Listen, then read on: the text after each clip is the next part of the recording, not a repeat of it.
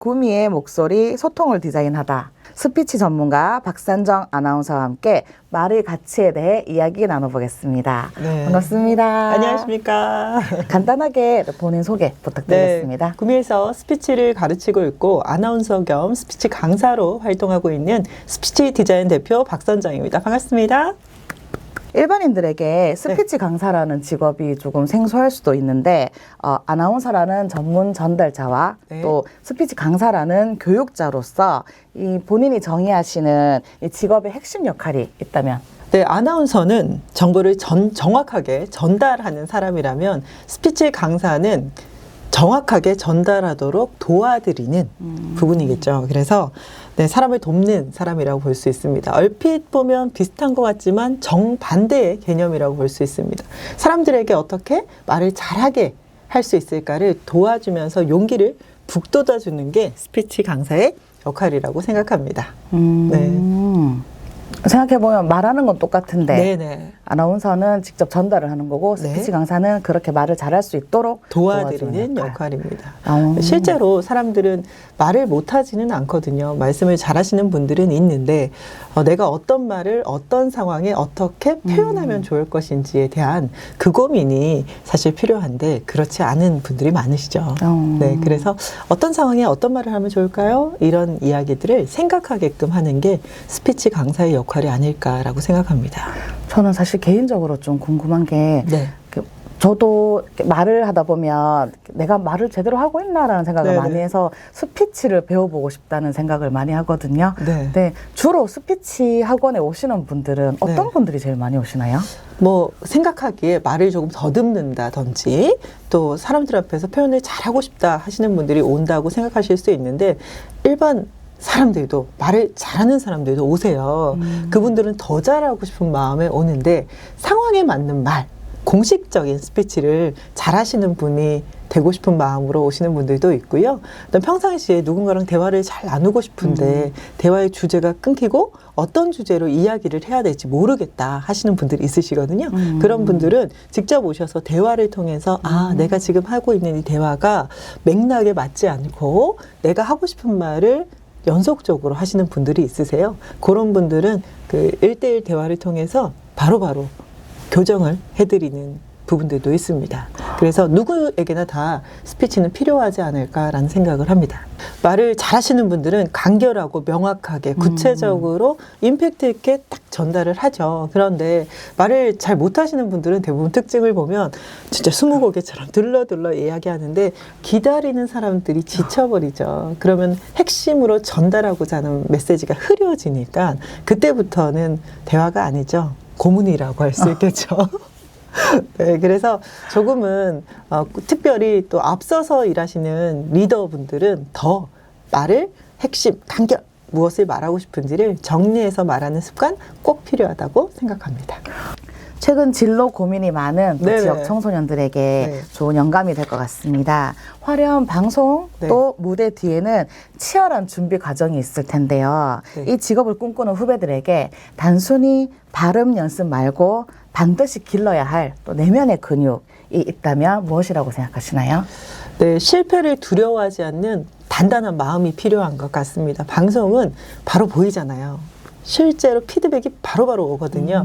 그럴 때 상처를 받을 수도 있고 또 내가 조금 더 잘하고 싶다라는 욕심이 앞설 수도 있습니다. 그럴 때 여유를 조금 가지고 내가 지금 내 안에 무엇을 좀 채우면 좋을 것인가 자기 이해를 바탕으로 조금 더 괜찮은 사람처럼 보이는 게 아니라 진짜 괜찮은 사람이 되기 위해서 내면의 힘을 조금 더 기르는 힘이 필요할 것 같습니다. 방송을 표현으로 봤을 때는 그냥 누군가 앞에서 예쁘게 말만 하면 되겠다라고 생각하겠지만 지금 우리 기자님과 제가 앉아서 이야기를 나누는 것처럼 기자님의 마음이 어떤지 그 마음을 읽고 어떤 적재적소에 질문을 해줄 것인지에 대한 그 깊은 고민이 결국은 사람에 대한 관찰이고 사람에 대한 관심이고 표현이 아닐까라는 생각이 듭니다. 그래서 표면적으로 보이는 발음, 호흡 이런 것들보다 더 사람을 조금 더 좋아하고 또 그분에게 진짜 어떤 질문을 통해서 어떤 메시지를 전하고 싶을까 결국은 스피치죠. 그것을 좀 연습해가는 과정이라고 생각하면 좋을 것 같습니다. 진짜 그래서 사람을 되게 좋아하시는 것 같아요. 네. 항상 만나면 정말 밝은 표정으로 너무 반갑게 네. 맞으시는데 목소리까지 좋은 분이 막 반갑게 인사하니까 저는 그 아나운서님 뵐 때마다 너무 기분이 좋아지거든요. 네, 지금 저희 너무 훌륭한 대화를 이어가고 있다고 생각합니다. 사람들이 사실 네. 단순히 아나운서 아니면 뭐 스피치 강사라고 생각하면 아무래도 그래도 발음이나 네. 뭐 옛날처럼 볼펜 물고 네. 연습하든지 이런 게 많은데 네. 오히려 그런 멘탈 쪽으로 네. 조금 더 가지는 게 더 중요한 게 아닌가 하는 생각이 드네요. 네, 호흡 발음 발성은 기능적으로 훈련을 하면 3개월에서 6개월 정도만 훈련하면 복식 호흡을 통해서 호흡 발음 발성 연습하면 6개월이면 충분하다고 생각합니다. 그런데 이 6개월간의 기본을 탄탄하게 다져놓으면 직장 생활을 할 때도 사람을 만날 때도 누군가를 만났을 때 기본 세팅이 된 모습이기 때문에 누구를 만나도 두렵지 않겠죠. 그래서 정확한 전달을 위한 가장 기본 호흡 발음 발성은 금방 배울 수 있지만 내면을 채우는 데는 시간이 걸릴 수 있으니 걱정하지 마시고 지금 공부하는 그 청소년들이라면 걱정하지 마시고 기관의 도움을 받아서 6개월간의 충분한 습득이 있으면 그 뒤로부터는 진짜 본인이 괜찮다면 그 모습 그대로 보여질 수 있으니 걱정하지 마시고 문을 두드려도 좋을 것 같습니다. 정말 젊은 사람들 사이에서 전화벨만 울려도 심장이 네. 두근거리는 콜포비아, 일명 뭐 전화에 대한 뭐 두려움. 이라고 하다못해 배달 전화도 못한다 하더라고요. 네. 이런 콜포비아라는 이제 신조어까지 생겼는데 오히려 문자가 더 편하다고 하는 텍스트 뒤로 숨으려는 이 현상을 어떻게 보시는지 또 말하기가 두려운 사람들에게 건네는 가장 즉각적이고 효과적인 말하기 처방법을 한번 말씀해 주세요. 네, 콜포비아 증상이 어떻게 보면 심리적인 반응이라고 볼 수 있습니다. 콜포비아라는 건 누군가가 전화가 오면 겁난다라는 그 마음 안에는 실수할까봐, 완벽하게 말하지 못할까봐, 사람들에게 내가 이상하게 보일까봐라는 그 순간적인 반응에 바로 반응을 하지 못하기 때문에 그 통제를 못할 것 같은 그 두려움 때문에 오히려 텍스트 중심으로 하려고 하는 사람의 그 두려운 마음이 포함된 그런 생각이라고 생각합니다. 하지만 말은 사실 즉시 서로 주고받아야지만 바로바로 소통을 할 수 있고 주고받으면서 잘못된 부분이 있으면 짚어서 그거는 어떻게 생각하세요? 제가 이렇게 생각하는데요 하고 대화를 나누는 그 과정에서 서로의 오해를 풀 수 있는데 텍스트는 특징을 보면 바로 질문이 주고 바로 답을 하면 수정이 가능하니까 완벽할 수는 있습니다. 그런데 즉시성이 없잖아요. 시간이 지연되잖아요. 그리고 그 텍스트 안에는 말의 온도가 없잖아요. 괜찮으세요? 라고 얘기를 했는데 괜찮습니다. 라고 얘기를 하면 텍스트는 그냥 괜찮습니다인데 진짜 괜찮은지 괜찮을 것 같은지 앞으로 괜찮아지는지 예전에는 괜찮은데 지금은 아닌지 뭐 여러 가지 뉘앙스가 있는데 전혀 파악이 안 될 때가 있잖아요. 그래서 우리가 텍스트는 누구나 뭐 실수하지 않아서 다행이다 라고 생각할 수 있지만 결국은 음성을 통해서 전달되는 것들이 꼭 필요한 영역입니다. 왜? 결국은 따뜻한 온도는 서로 마주했을 때 그 온도를 지키는 가장 좋은 방법은 말을 통해서 이어지는 감정들이 있기 때문에 그 부분을 우리가 조금 간과하지는 않아야 될 것 같습니다. 그래서 우리 청소년들이 대화가 잘 안 된다. 이것도 연습이 필요합니다. 점점 뭐 배달도 주문하기도 힘들다라고 생각하면 결국은 그게 직장 안에 들어가고 사람을 만났을 때 문자로만 소통하고 메신저로만 소통하면 그 뉘앙스를 파악하지 못하니까 온도를 전하지 못하니까 오해를 쌓아서 이만큼 벽을 쌓아서 저는 이제 그만할래요. 이제 저는 쉽지 않아요. 라고 생각하면서 나오거든요. 그래서 진짜 말은 필요하고요. 이 말이 진짜 중요한 건 서로서로 대화를 나누면 바로 고칠 수 있는 그 즉시성 때문에 좋은데 그 즉시성 때문에 어렵다라고 하면 진짜 말의 의미를 잘 모르지 않을까라는 생각이 듭니다. 여러분, 말은 해야 합니다. 우리가 텍스트만 보면 또 내가 읽고 싶은 대로 이게 읽어지는 맞아요. 거예요. 네. 그러니까 어떤 사람과 갈등이 생겼을 때 네. 나는 정말 그런 의미가 아니게 썼는데도 맞죠. 내가 읽으면 이거는 또 나한테 또 공격을 하는 건가 이래서 네. 저도 웬만한 갈등은 진짜 만나서 서로 눈을 보고 네. 얼굴을 보고 이야기하는 게 맞는데 사실 그마저도 다들 텍스트로 하다 불편하죠. 보니 네. 그리고 불편한 이야기는 텍스트로 하고 좋은 이야기는 얼굴을 보고 하지만 사실 바뀌어야 되거든요. 좋은 이야기는 그 텍스트로 해도 괜찮습니다. 두고두고 보니까 이분이 나한테 좋은 이야기를 했네. 텍스트로 보면 좋죠. 그런데 나쁜 이야기를 텍스트로 받았다라고 생각을 해보세요. 두고두고 곱씹잖아요. 그러면 흐르지 않아요. 고여있는 마음이거든요. 그래서 나쁜 이야기, 어려운 이야기, 이거 상의를 좀 해야 되는 이야기는 용기 내서 전화를 하시거나 전화보다 더 중요한 건 서로 마주치면서 이야기하면 가장 좋겠죠. 그래야 여러분들이 쌓였던 그 응어리가 풀어져서 제자리로 돌아갈 수 있습니다. 그래서 경우에 따라서 텍스트가 좋은 경우는 텍스트로 하되 사안에 따라서 사람의 눈을 보고 말을 해야 되는 경우에는 꼭 사람을 만나서 이야기를 하는 영역들이 필요하다고 생각합니다. 말하는 거를 좀 많이 두려워하는 사람들이 많잖아요. 네. 특히나 이렇게 어떤 공간에 두 명이 있을 때는 네네. 그 침묵이 견디기 힘든 분들이 많아서 어떻게 해야 되나라는 생각을 많이 할 때 간단한 말하기, 스몰 토크 네네. 이런 것도 되게 좋은 것 같아요. 네. 그래서 강사님이 생각하실 때 먼저 말하기가 조금 두려울 때 어떤 식으로 말을 한번 풀어가면 좋은지 그것도 궁금합니다. 질문이 너무 좋으세요.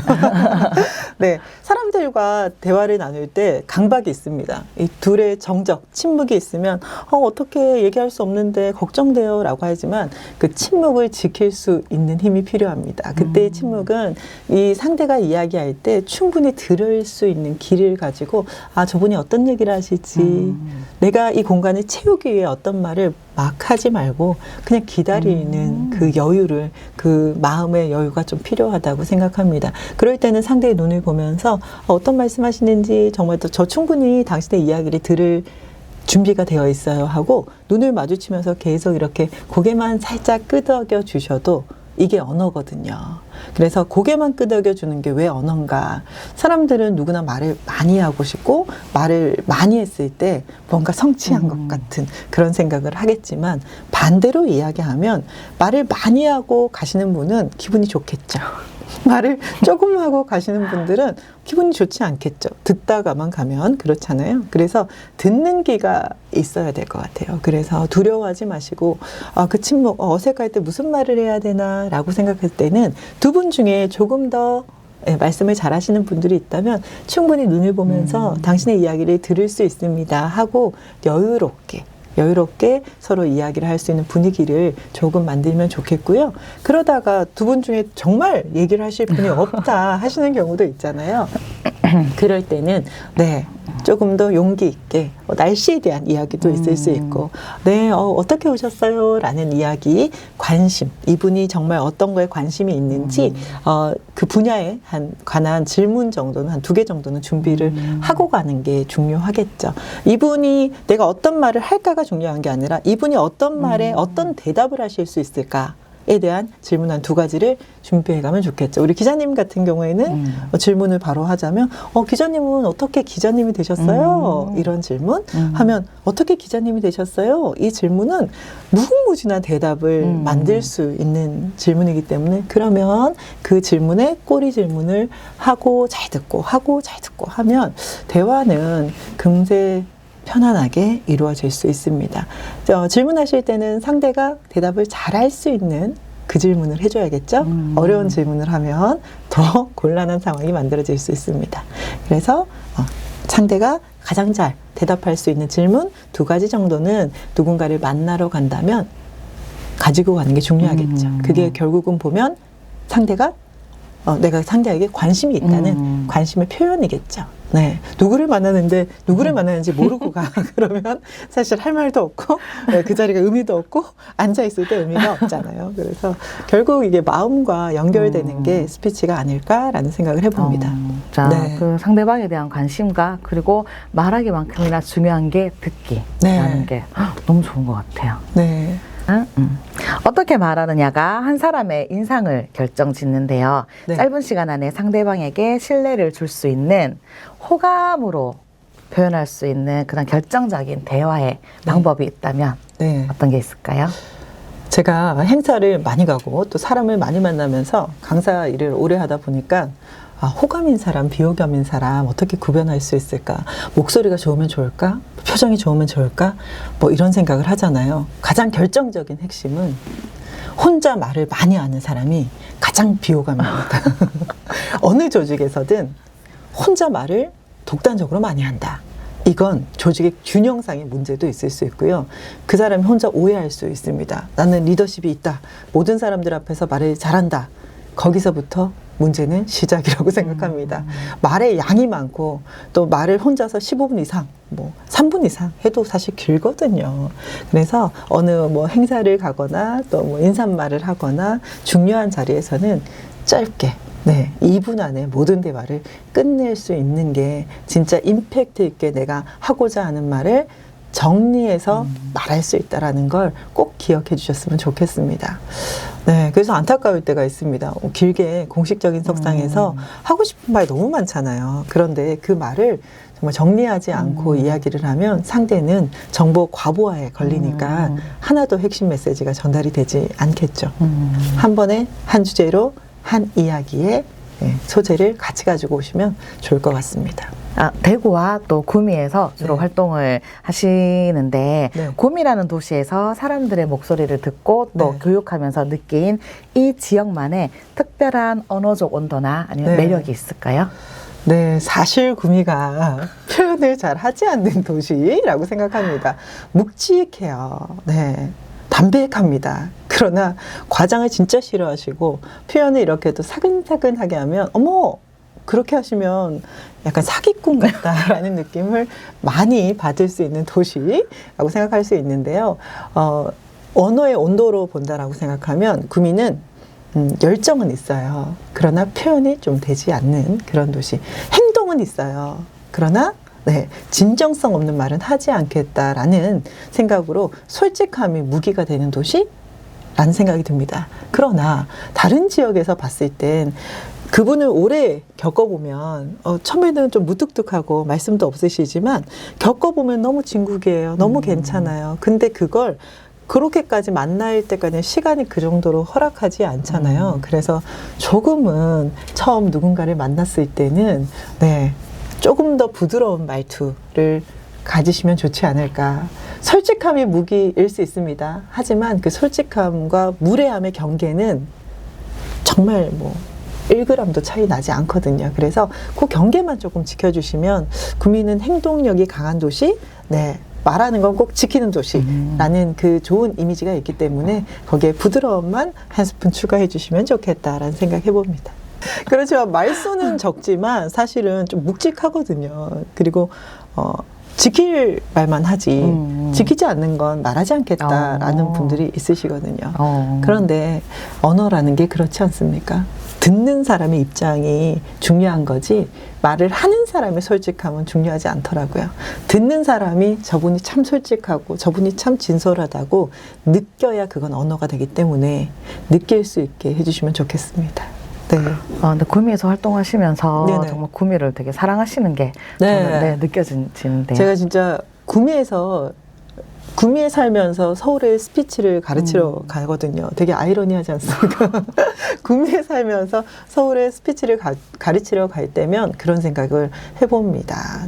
저는 지역민으로서 45년을 지역민으로서 구미를 지키면서 살아왔는데요.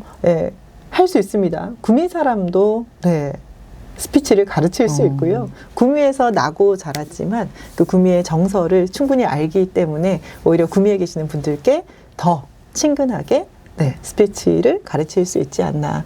그게 결국은 같은 언어의 온도를 가지고 있어서 그렇지 않나 이런 생각도 해봅니다. 어떤 목소리를 더 끌어내고 싶으신지, 그리고 이 인터뷰를 보고 있을 구미 시민들에게 전하고 싶으신 마지막 한마디가 있으시다면 어떤 게 있을까요?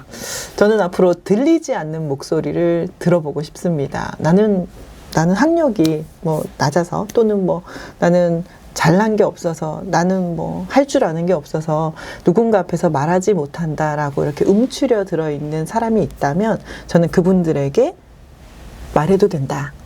당신의 의견이 충분히 들을 가치가 있다라는 것들을 심어주고 싶고, 실제로 대화를 나누면서 좀 소통과 치유를 같이 할 수 있으면 좋겠다라는 생각이 듭니다. 결국은 스피치는 누군가에게 잘 보이기 위함이 아니라 내 안의 치유거든요. 내가 진짜 생각하는 게 어떤지 상대한테 이야기하고, 또 상대의 마음도 내가 헤아려 받고 해서 서로 진짜 소통이잖아요. 소통. 누군가 앞에 잘 얘기하고 왔지만 내 속마음이 아닐 때는 진짜 답답하거든요.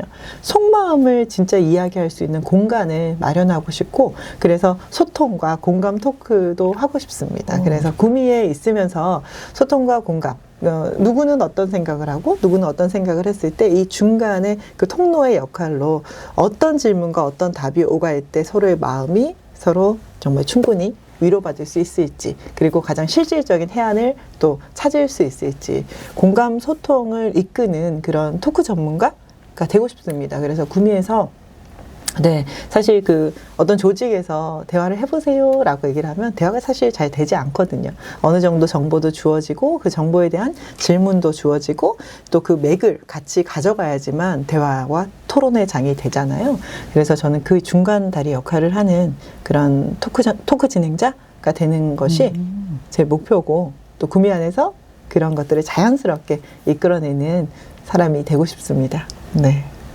결국 이제 오늘 제가 이야기를 들어보니까 말하기는 그냥 나의 진심과, 그리고 상대에 대한 관심, 맞아요. 그리고 듣는 마음, 약간 이런 게 있을 때 정말 제일 잘 되는 것 같아요. 어떻게 내가 예쁜 말을 하고 뭐 아름다운 언어를 써야지가 아니고, 맞아요. 저는 오늘 강사님과 같이 있으면서 그 생각을 했습니다. 맞습니다. 누군가의 언어의 온도라고 얘기를 하죠.